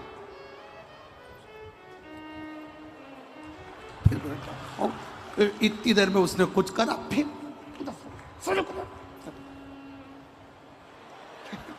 अब बात तो इसलिए जिस बात में विवाद हो वो करो ही मत, अपन तो अच्छा माता बच्ची करना। तुम नाचने के लिए उठती हो, वो जगह संभाल के बैठ जाती है। अब नाचने तो बड़ी बड़ी चिंता। अब कल का एक वीडियो तो हम आस्था चैनल पर दिखाना नहीं चाह रहे, नहीं तो हम दिखा देते। किसी ने कैमरे से फोटो खींच लिया। एक माता उठी और कुर्सी पे बैठी थी, उसने अपनी कुर्सी नहीं छोड़ी, उस पर यूज ना। अब हम तो दिखाना नहीं चाह रहे, नहीं तो हम आस्था चैनल पे वो भी दिखा रहे, हमारा कौन सा फर्क पड़ जाए। अब उसने दोनों हाथ से कुर्सी पकड़ रखी और यूं झेल रही, और उसका वीडियो वायरल हो गया, वो वीडियो चल रहा है। अब वो कुर्सी लेके, अब हम क्या दिखाएं, आस्था पे ऐसी चीजें दिखाएं क्या। अब मतलब सोचो, उसको कुर्सी का भी टेंशन है कि कहीं चली गई तो। अब बढ़िया, इसलिए जो जिस बात के हमें कभी कभी स्मरण में आ जाता है कि कितनी ज्ञान की बातें पेट्रोल पंप पर लिखी रहती है। पेट्रोल पंप पर भी कभी कभी बहुत ज्ञान की बात लिखी रहती है। वहाँ लिखा रहता है, आग लगाने वाली चीज दूर रखें। इसके बाद भी पति पत्नी को जब गाड़ी पर लेकर जाता है तो ऐसे बाहें डालकर लेकर जाता है। पेट्रोल पंप पर लिखा है, आग लगाने वाली चीज दूर रखें।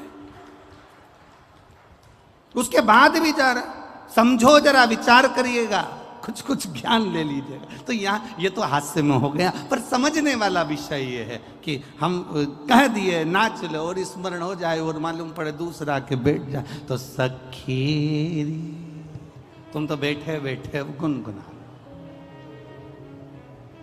काशी वाले से हमारी लड़ गई अखियां,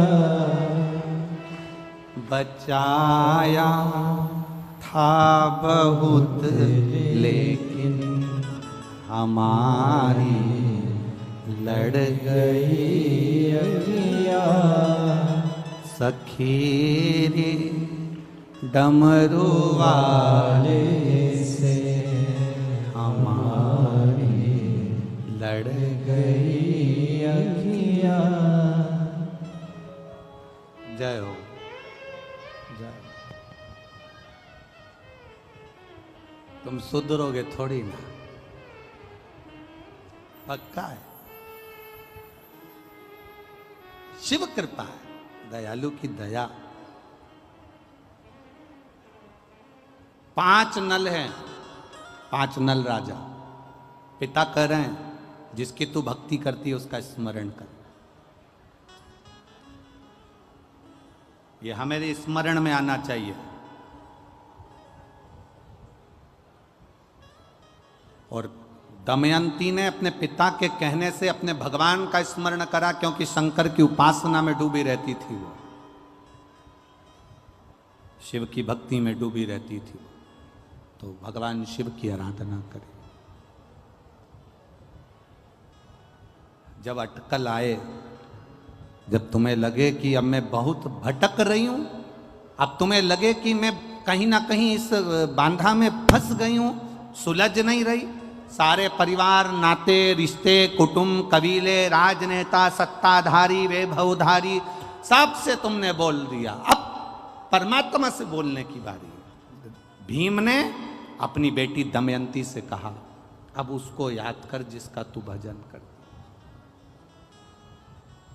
और उसने फिर निवेदन किया, फिर प्रार्थना करी। अंत समय प्रभु आना पड़ेगा, वचन दिया तो निभाना पड़ेगा।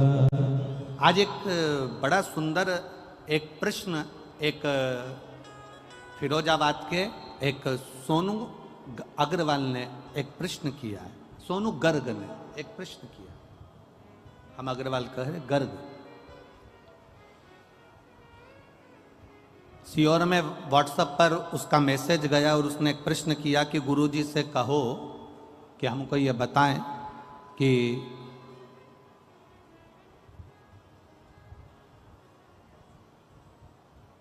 शंकर भगवान पर जल चढ़ाने वाले व्यक्ति का गुरुजी कहते हैं कि शिवजी हाथ पकड़ लेते हैं, शिवजी हाथ पकड़ लेते हैं। तो हम ये पूछना चाहते हैं कि ऐसा क्यों होता है?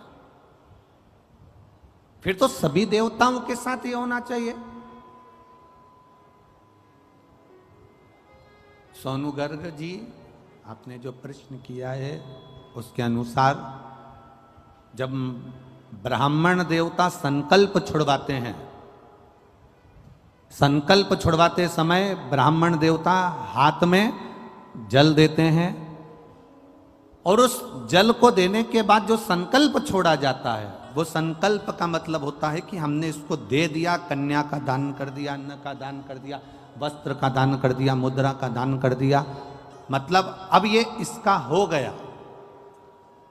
जब हम देवाधिदेव महादेव को जल समर्पित करते हैं, शंकर भगवान को जब हम जल चढ़ाते हैं, अपने हाथ में जब जल का पात्र होता है और शिवजी पर जल छोड़ते हैं, उस समय पर जैसे एक पिता बेटी का जब हाथ देता है, कन्यादान करता है, तो लड़के के हाथ में हाथ देने के बाद में वो जल छोड़ता है। बोलो इधर छोड़ते कि नहीं छोड़ते? अरे बोलो तो जम के। कन्यादान के समय पर वो हाथ लेवा करा कर जल छोड़ते ना। तो जैसे एक पिता जल छोड़ता है, उसी तरह पिता जब जल छोड़ रहा, उसी तरह जब आप ही ने व्रत किया है, पधारो पधारो, एक बार जोरदार ताली बजाएं इस बेटी के लिए।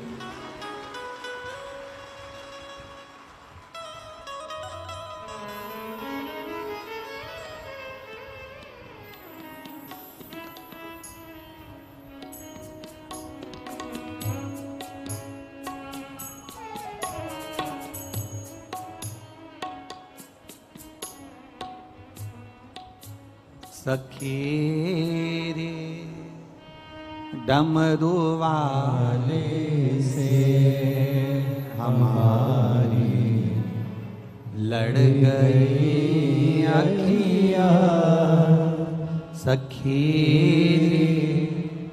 डमरू वाले से हमारी लड़ गई अखियाँ, बचाई थी बहुत लेकिन निगोरी लड़ गई अखियाँ, बचाई थी बहुत लेकिन हमारी। एक बार जोरदार ताली बजा बेटी के लिए। यही मैनपुरी की निवासी जिसने शिव जी की कथा का भाव रखा, शिखा गुप्ता, बहुत बहुत साधुवाद, बहुत बहुत साधुवाद।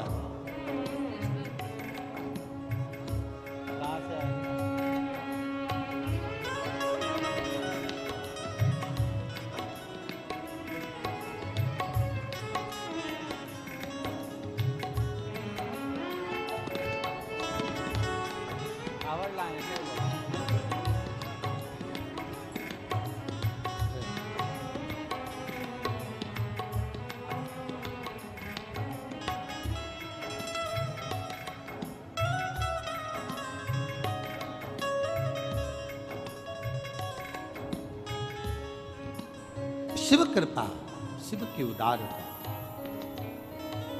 अपने इष्ट को याद करो। जब दुख की घड़ी आए, कष्ट का समय आए, जब तकलीफ का समय आए, जब दुख की घड़ी आए, तकलीफ का समय आए, तब अपने इष्ट को याद किया जाए। तब अपने इष्ट को याद करा जाए। करा, दमयंती ने याद किया जिसकी वो आराधना करती थी।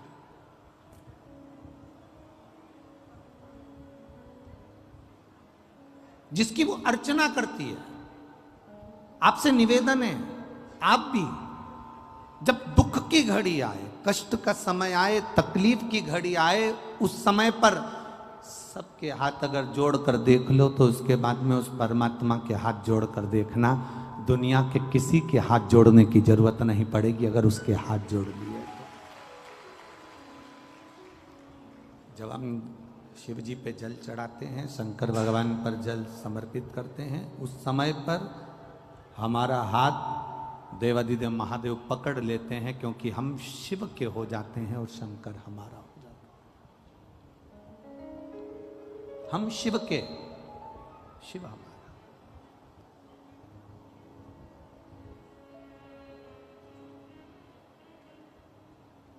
पर हमारी आदत ऐसी है कि हम जब समय अनुकूल नहीं होता, हम दुनिया के हाथ जोड़ना जानते हैं पर भगवान के हाथ जोड़ना नहीं जानते।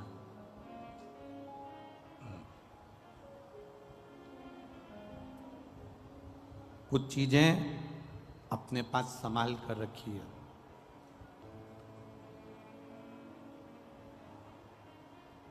चाबी अगर यहां छोड़ कर चले जाओगे ना तो घर का ताला नहीं खोल पाओगे।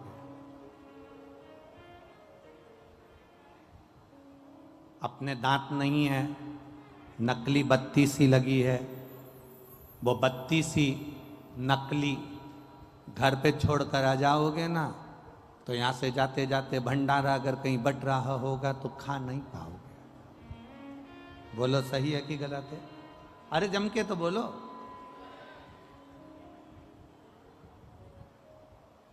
चश्मा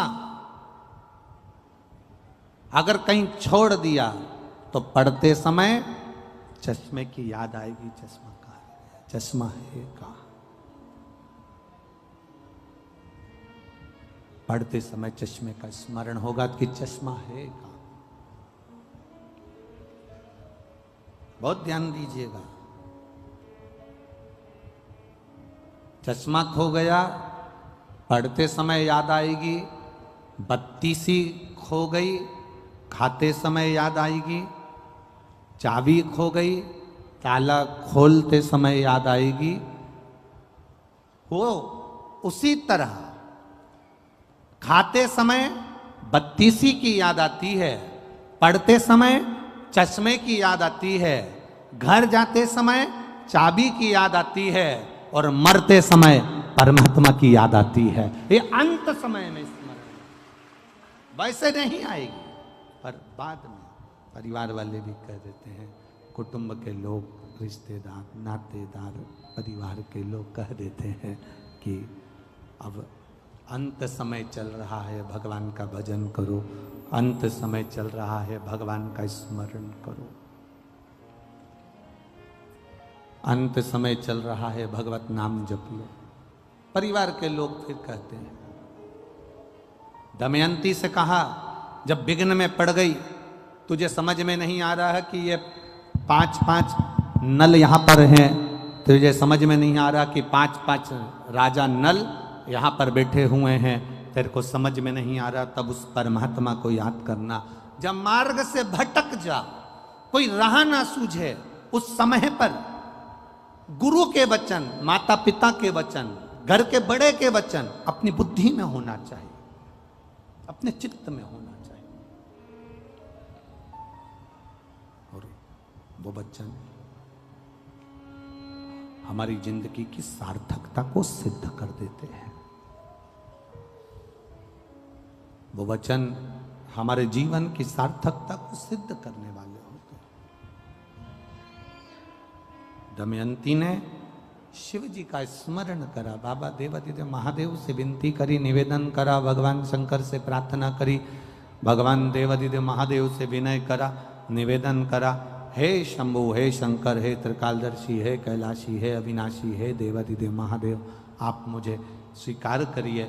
ये बता दीजिए कि इसमें असली नल कौन सा है जिसका मैंने मनन चिंतन करा, अब रहा आप दे दीजिए। शंकर भगवान ने उसी समय पर ऐसी बुद्धि, ऐसा चित्त दमयंती का बना दिया कि उसने माला असली नल के गले में धारण करा दी। ये उसको चित्त, ये बुद्धि वही देता है।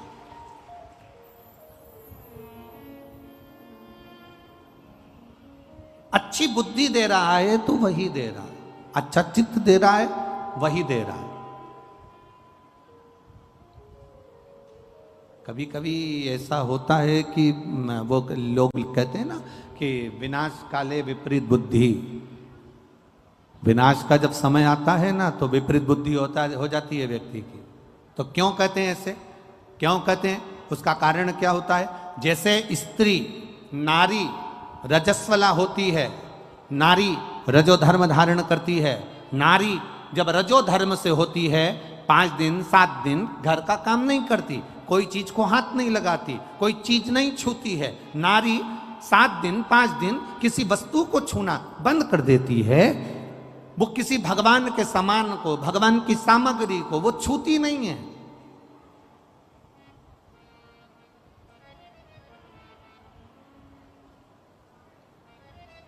जैसे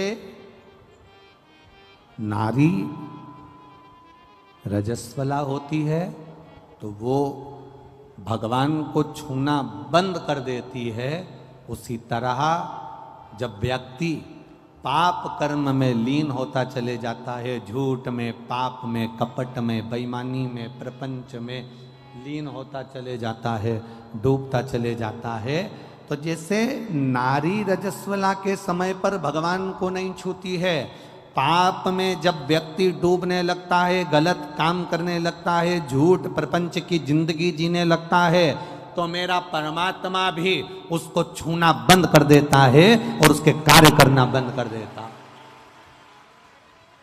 फिर क्या करता है परमात्मा? परमात्मा करता क्या है? कई लोग कहते हैं हम भगवान को 2 अगरबत्ती लगाते हैं, भगवान हमारी नहीं सुनता। हम भगवान को दिया लगाते हैं, भगवान हमारी नहीं सुनता। मैं रोज मंदिर जाके जल चढ़ाती हूँ, भगवान मेरी नहीं सुनता। मेरी पड़ोसन कभी मंदिर नहीं जाती तो उसकी 4 मंजिला बिल्डिंग बनती जा रही है। मेरे रिश्तेदार एक ऐसा है जो कभी भगवान को नहीं मानता, उसके यहाँ भगवान खूब दे रहा है, खूब दुकान चल रही, खूब व्यापार चल रहा, खूब कमा रहा, 4 हाथ से कमा रहा। आखिर कारण क्या है? उसका केवल एक कारण है, उसका कारण केवल एक है, जो कपट झूठ प्रपंच की जिंदगी जीता है, परमात्मा भी उसको खूब देता चले जाता है। उसका कारण केवल एक है, क्योंकि उसके पूर्व के पुण्य उसके प्रबल थे जो उसको आज मिला था। परमात्मा ने उसकी लाइन इसलिए खोल दी कि उसको और मिले, और झूठ बोले, और कपट करे, और प्रपंच करे। और एक दिन फिर ऐसा आता है कि फिर वो पाप का घड़ा फूटता है और फिर किसी को मुख भी नहीं दिखा पाता है। इसलिए आप 2 अगरबत्ती लगा रहे हैं, मंदिर जा रहे हैं, देवालय जा रहे हैं, तीर्थ जा रहे हैं, व्रत जा रहे हैं, कथा में जा रहे हैं, भगवान की भक्ति करने जा रहे हैं, उसका लाभ भले तुम्हें धीरे धीरे मिलेगा, स्लो मिलेगा, पर ऐसा मिलेगा जो तुम्हारी 7 पीढ़ी नहीं 71 पीढ़ी तक तार देगा। तुम्हें एक पीढ़ी से मतलब नहीं, अन्य पीढ़ियां तार देगा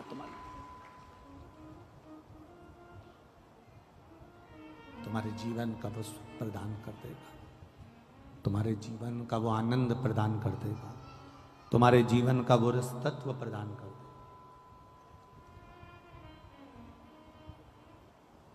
शिव कथा कह रहे, विवाह पक्का हो गया। दमयंती राजा नल का, थोड़ा बेस कम कर दो, ट्रेवल कम कर दो, अंदर का माइक। दमयंती और राजा नल का विवाह हो गया। महाराज आवाज बढ़ाओ, रिडन की।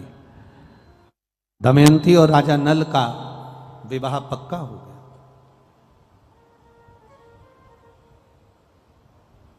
अब जब विवाह पक्का हो गया,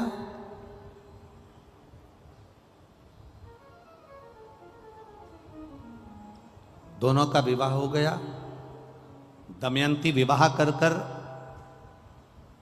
आ भी गई।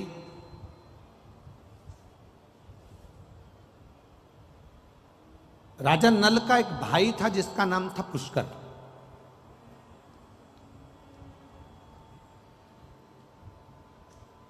इसको इतनी सुंदर स्त्री मिल गई, इतनी विद्वान नारी मिल गई, इतनी ज्ञानवान स्त्री मिल गई, तो पुष्कर के मन में थोड़ा सा कपट आ गया।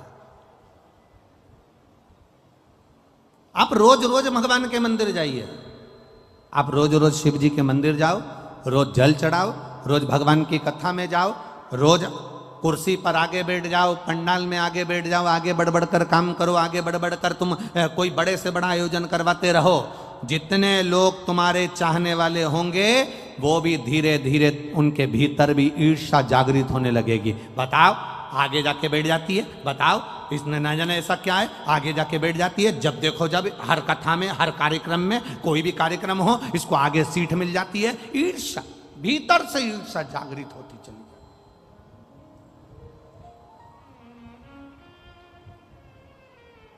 अब वो ईर्ष्या जग रही है।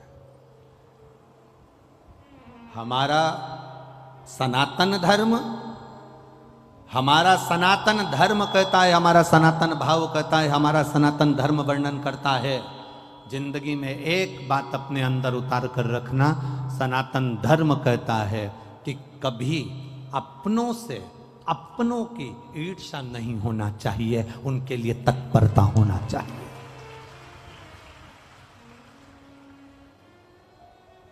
पर हमारी ईर्ष्या है। एक एक घर में विवाह कर कर छोटे भाई, छोटे देवर की पत्नी आ गई। छोटे देवर की पत्नी को क्या कहते हो? जम के बोलो जरा। देवरानी। ठीक है, अब तू क्या बन गई? उसके आने के बाद तेरी पदवी क्या हुई? जम के तो बोलो।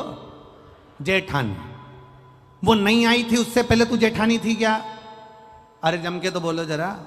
नहीं थी ना, उसके आने के बाद तेरी पदवी पड़ी है। मतलब वो आई, उसका नाम है देव रानी। देवों के घर से भेजी हुई रानी, जिसके आते से ही तेरी पदवी बढ़ गई और तेरी जय जय कराने की ठानी, इसलिए तू हो गई। अब ईर्षा क्या जाग गई? ईर्षा कहां से जागी? तुरंत। अब वो छोटी है, आई है, अभी थोड़े दिन उसको जमने में समय लगेगा, तो सास भी उसका पक्ष लेगी, ससुर भी उसका पक्ष लेंगे, परिवार वाले भी उसका पक्ष लेंगे, क्योंकि नई नई आई है। जब तुम नए नए आए थे ना, तो तुम्हारा भी पक्ष लिया गया था। ऐसा नहीं अब तुम सोचो कि हम आए थे जब तो हमारी सास ने हमारे साथ ऐसा करा, हम आए थे तो हमारे ससुर ने हमारे साथ ऐसा करा, हम आए थे तो हमारी ननद ने ऐसा करा। अरे वो करने दो भगवान।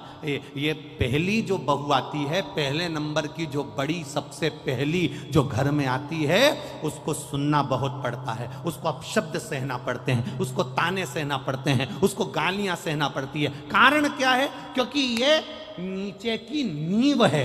ये नींव जितनी मजबूत होगी, बिल्डिंग उतनी अच्छी होती चली जाएगी, आने वाली पीढ़ियां अच्छी होती चली। अब इसको क्या लगता है?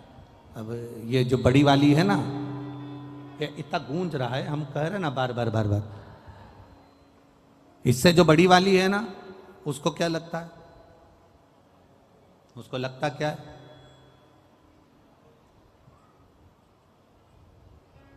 बड़ी को क्या महसूस होता है?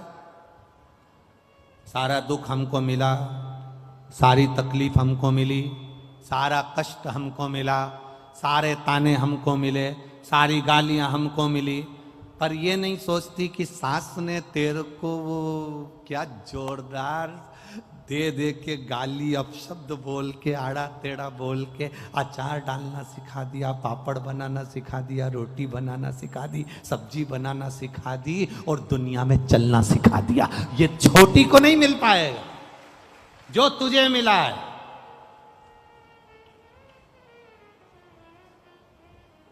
जो ज्यादा लाड़ में होता है ना, वो ही बिगड़ता है।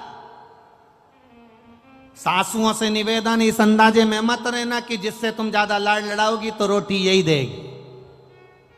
सासुओं से निवेदन है, कभी कभी डॉक्टर को मालूम है कि बच्चा रोएगा, माँ को मालूम है कि मैं इंजेक्शन लगवाऊंगी, टीका लगवाऊंगी, ये 2 महीने का बच्चा, 1.5 महीने का बच्चा, ये 15 दिन का बच्चा, इसको जब इंजेक्शन लगेगा रोएगा, मेरे 1 महीने का बच्चा रोएगा। माँ जानती है रात रात भर जगना पड़ेगा, ये बच्चा पूरी रात रोएगा, ये बच्चा पूरी रात तकलीफ भोगेगा। माँ को मालूम है, इसके बाद भी इंजेक्शन लगवा रही है, इसके बाद भी वो दवाई दे रही है, कड़वी से कड़वी दवाई अपने बच्चे को देती है जिससे बच्चा अच्छा हो जाए। ये घर की रीत है। जिसको ताने मिले, जिसको अपशब्द मिले, जिसको गालियां मिली, जिसको आड़ा टेढ़ा कहा गया, जिसको अपशब्द कहा गया, ताने दिए, उसने अपनी जिंदगी में कुछ अच्छा कर कर दिखाया है। उसने अपनी जिंदगी में कुछ अच्छा कर कर दिखाया।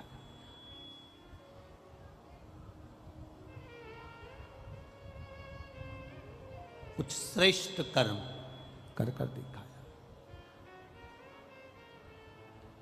हरे मत बुरे कर्म कर बंदे, वरना पछताएगा, भगवान की आंखों से तू बच नहीं पाएगा, तू बच नहीं पाएगा। अरे ओ अज्ञानी मत कर नादानी, अरे ओ अज्ञानी मत कर नादानी। तेरे कर्म का फल भी तू ही पाएगा, जैसा किया तूने तेरे आगे आएगा। मत बुरे कर्म कर बंदे, वरना पछताएगा, भगवान की आंखों से तू बच नहीं पाएगा, तू बच नहीं पाएगा। अरे ओ अज्ञानी मत कर नादानी। अरे ओ ज्ञानी मत मत कर नादानी। पुष्कर ने आज नल से कहा, पुष्कर ने राजा नल से कहा, ए भैया आज मेरा मन करता है कि आपके साथ में बैठकर चौसर खेलूं, जुआ खेलूं।